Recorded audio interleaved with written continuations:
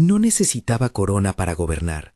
Le bastaban unas sábanas, un abanico y la costumbre de saber escuchar lo que los poderosos nunca se atrevían a decir en voz alta. Les contaré la historia de Amalia. Sí, la llamaremos Amalia, porque es más fácil mirar el asunto cuando tiene rostro, pero podría ser cualquier nombre, cualquier corte, cualquier tiempo en que los tronos se movieran por susurros. Amalia llegó a la corte como llegada la fortuna, por azar y por cálculo. No era tonta. Tenía la habilidad antigua y peligrosa de transformar afecto en información y cariño en influencia. Aprendió desde el primer amanecer a leer el ceño del rey, la cadencia de su risa, la forma en que sus dedos temblaban cuando pensaba en guerra o en impuestos. No vendía solo el cuerpo, es la imagen que la historia prefiere.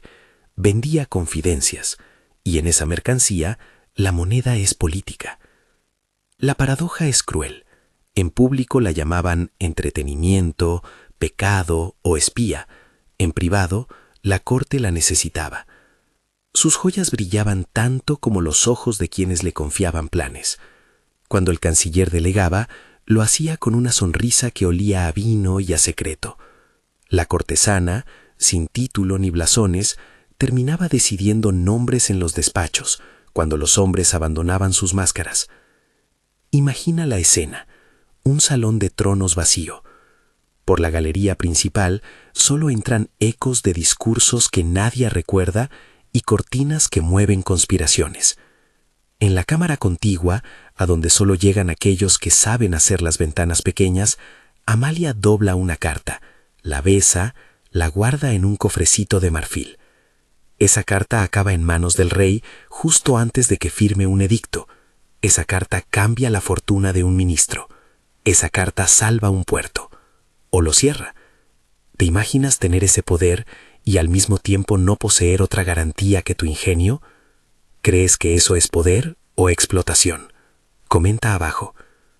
La primera vez que la arrastraron por la ciudad fue una lección pública que pretendía borrar todo rastro de influencia. Caminar despojada no como metáfora, sino como ceremonia. La muchedumbre, que solo conocía a la cortesana por los rumores y las estampas, quiso ajustar cuentas con la imagen, escupir, reír, arrancar un broche. Era el Walk of Shame en versión barroca, la condena que la convertía, por un día, en noticia de papel y voz de pregonero.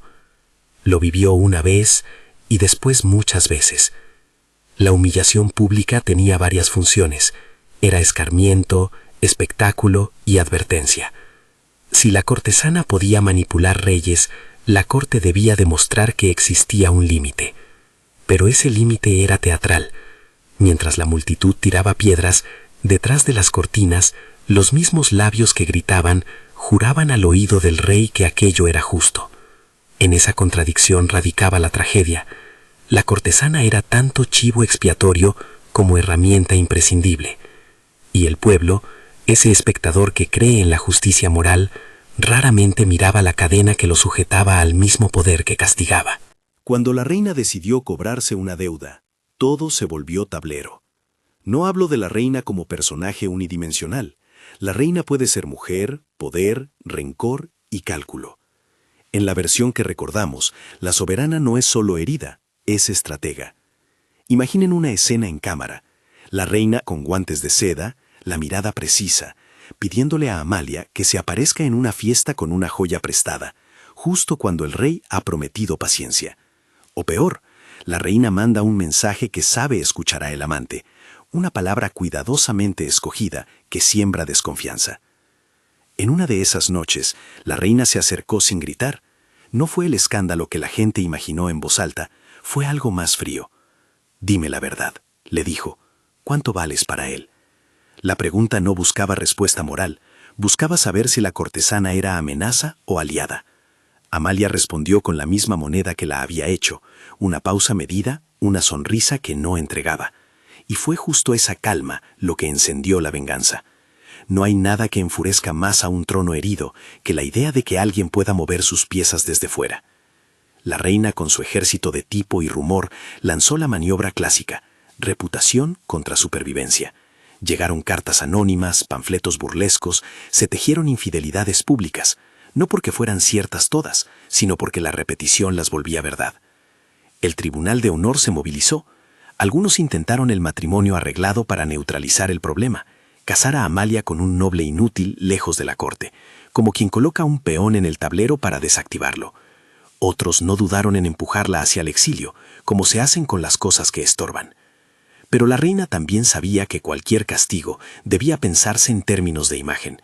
Una humillación pública convertía a Amalia en mártir para unos e infamia para otros. Por eso la venganza fue tan teatral como su vida. No solo castigar, sino mostrar al mundo que el poder real no se negocia en alcobas. En ese choque entre dos mujeres, una con corona, otra sin ella, se ve todo el conflicto, la ambición legítima y la amenaza de quien ejerce influencia sin ser reconocida. Entre bastidores, la vida de lujo que rodeaba a la cortesana era una doble trampa. Sus vestidos, sus perlas, su habitación con tapices ricos eran la armadura que la hacía visible y deseable. Pero esa armadura pesa. Las fiestas perpetuas, el vino que nunca cesa, las servilletas empapadas de secretos, todo ello es glamour con fecha de caducidad. Ser la mujer que puede comprar atenciones también significa que estás constantemente en venta.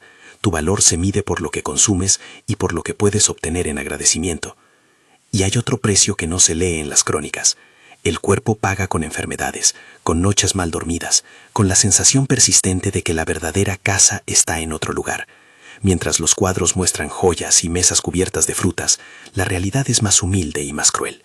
Las enfermedades que circularon por las cortes no distinguen estatus. Febriles, silenciosas, algunas tomadas como castigo divino, otras simplemente el precio biológico de una vida que la sociedad exige sexualizar y exponer. Hablar de esto no es moralizar, es constatar que el lujo a menudo es máscara de precariedad profunda. A menudo se piensa que el poder sexual es mera seducción. No, es estrategia aplicada con tacones. Amalia entendía que la cama es, en aquella corte, una oficina más. No hay secreto que no pueda ser cambiado por una palabra susurrada entre almohadas. Las decisiones que parecen políticas a menudo nacen de conversaciones privadas que nadie registró oficialmente. Pillow diplomacy, algunos lo llamarían con sorna, una manera elegante de hablar del espionaje sentimental que movía fronteras. Recordemos una anécdota recurrente en la tradición. Según algunas crónicas, una cortesana, no diremos nombres para no convertir la historia en acusación, consiguió que un embajador cambiara la ruta de un tratado porque, en una noche, le contó un temor real sobre su seguridad personal. El embajador volvió a su país con la sospecha de que un puerto sería vulnerable, y el tratado se modificó. ¿Fue amor? ¿Fue manipulación? Fue política en su forma más íntima. La información que nace bajo las sábanas y viaja en cofres de madera hasta el despacho del rey. Entre las paredes acolchadas, cada confesión es oro en bruto. Los hombres que traían sus ambiciones a la alcoba no ven a Amalia como un obstáculo moral, sino como una caja de resonancia. A ella le llegaban los planes de casamiento de un duque, la lista de decoraciones que pedía un comandante, la carta ardiente que nunca debía ver la luz pública. Amalia convertía esos fragmentos en poder tangible, recomendaciones silenciosas, favores que se transformaban en cargos y a veces en tratados. No hace falta la pluma para firmar el destino de un reino, a veces basta la palabra precisa en el oído adecuado. Pero esta diplomacia íntima tiene reglas no escritas y peligros evidentes. Los favores no siempre son gratuitos y la lealtad compra precio. Un favor mal calibrado puede convertir en enemigo a un ministro o despertar la envidia de una reina. Y cuando la política se hace desde la cama, el escándalo es una oportunidad para quienes desean desplazar a la cortesana. Basta que alguien la descubra en un momento incómodo para que toda su obra se desmorone. ¿Y qué ocurre cuando la cama deja de ser oficina y se vuelve jaula? Entonces la cortesana se encuentra con la paradoja máxima. Su agencia produce el mismo mecanismo que la atrapa. Sus decisiones que le procuraron seguridad temporal se convierten en evidencias para juzgarla. Si protegió a un favorito, ahora es cómplice. Si hizo caer a un adversario, ahora tiene enemigos. Y la defensa más eficaz del trono a menudo no es la justicia, sino la venganza teatral que limpia la apariencia.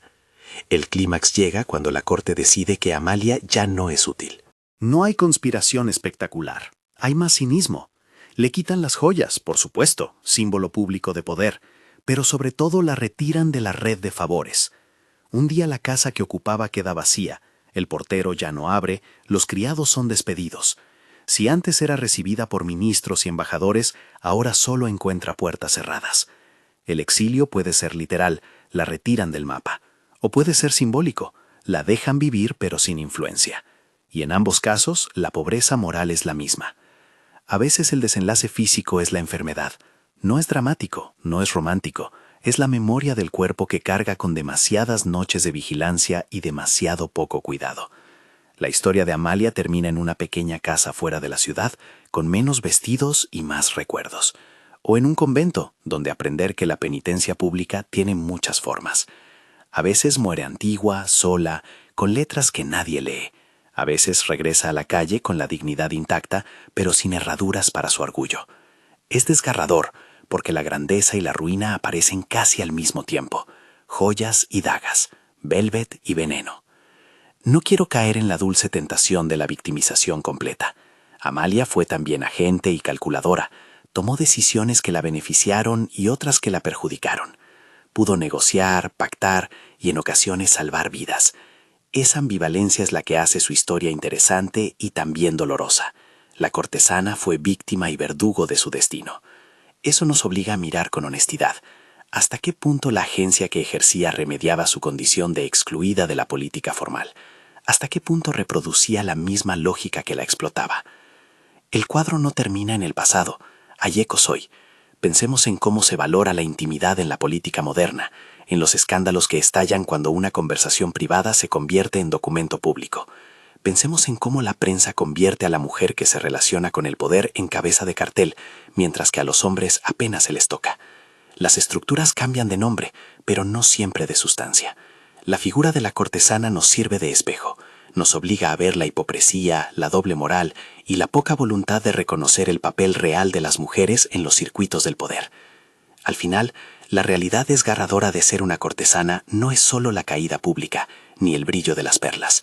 Es vivir un tiempo en el que tu valor depende de que otros te crean prescindible.